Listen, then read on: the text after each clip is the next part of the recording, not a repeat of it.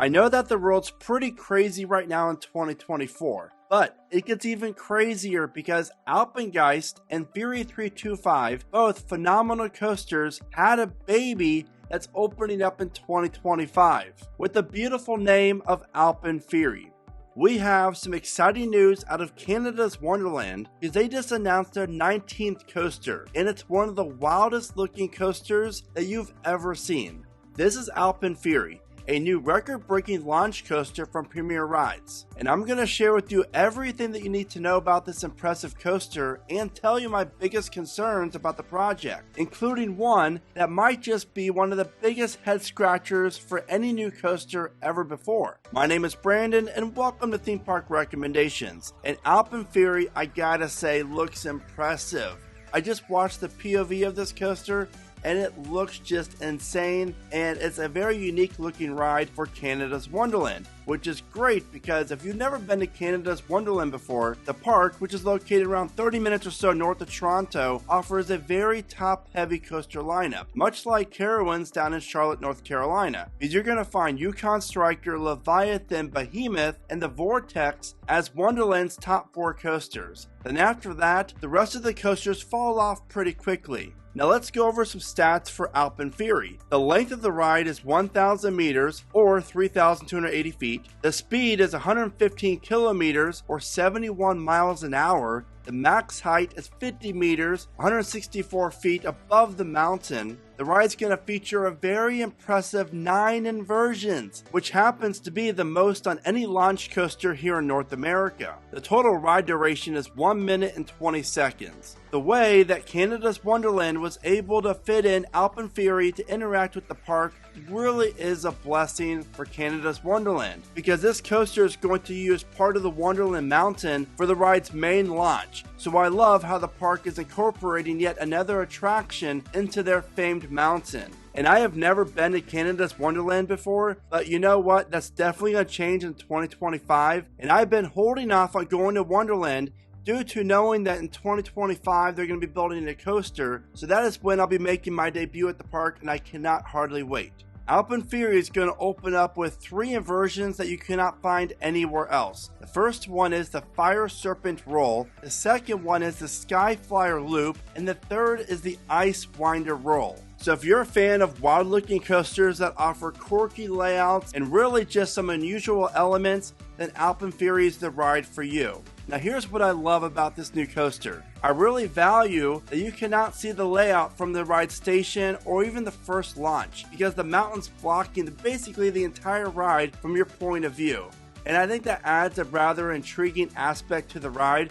Basically, you really don't know what's coming next. And I really do like that, because how many coasters out there are like that, where you have a giant mountain blocking your view from the rest of the ride? There is definitely not many. And I also love how Alpen Fury gives me Volcano the Blast Coaster vibes. And it's a shame that King's Dominion could not have kept the mountain for their new 2025 coaster Reptera, because that would have been epic as well. But I really love how this coaster interacts with the mountain and launches out of the top of the mountain into 2 inversions. So I really like that, because that's probably going to be the highlight of the ride for me and most people, due to you don't really know how high you're going to go until you're up there. Then you get the bird's eye view of the mountain and the rest of the park. Now as for the placement of Alpen Fury, I really love how it runs alongside of the International Street, and it's really going to create awesome visuals for not only when you're riding the coaster, but when you're walking underneath it and all around it when you're on I Street.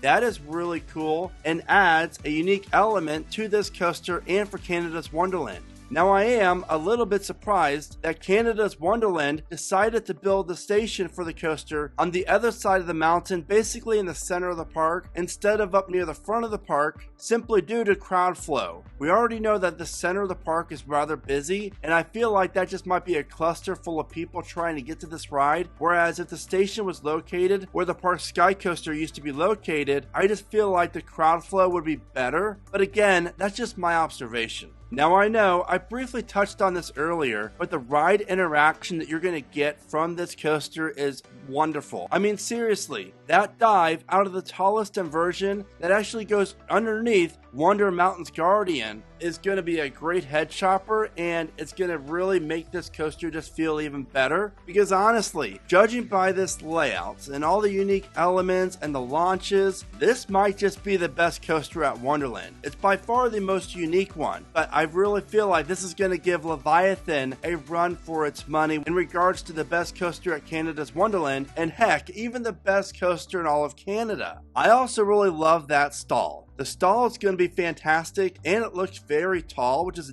always a good thing. And again, I love how it goes over the midway, so that's really going to be cool to look down and see people walking below you, or walking underneath Alpen Fury and looking up and seeing the train travel above you. Now let's talk about these 9 inversions, because there are some wild looking inversions for Alpen Fury, and as of right now, still curtained down in Kennywood. Whether you look at RCDB or you go to Kennywood's website, it either features 9 inversions or 8, depending where you're looking. So Canada's Wonderland's being smart by saying this is the most inversions on a launch coaster, but if Steel Curtain happens to never open up ever again, we are looking at, or at least in 2025, Alpen Fury will offer the most inversions on any coaster here in North America. And with Alpen Fury focusing so much on inversions, I really feel like the layout does a good job with the flow in between each inversion, and I feel like it's not just all loops and inversions, so that's a good thing in my opinion. But there really is just some crazy looking inversions and elements, and I really can't even wrap my head around them so far. That's how awesome this coaster really looks.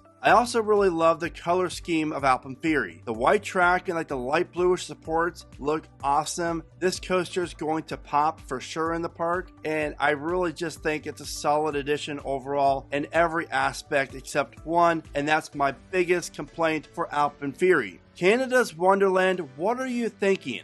If you don't know, this happens to be the most visited regional theme park in North America. In other words, outside of Southern California or Florida, when it comes to regional parks, Canada's Wonderland is the busiest. They have the highest attendance. Yes, even over Cedar Point, Kings Island, Six Flags Great Adventure, Dollywood, and so forth.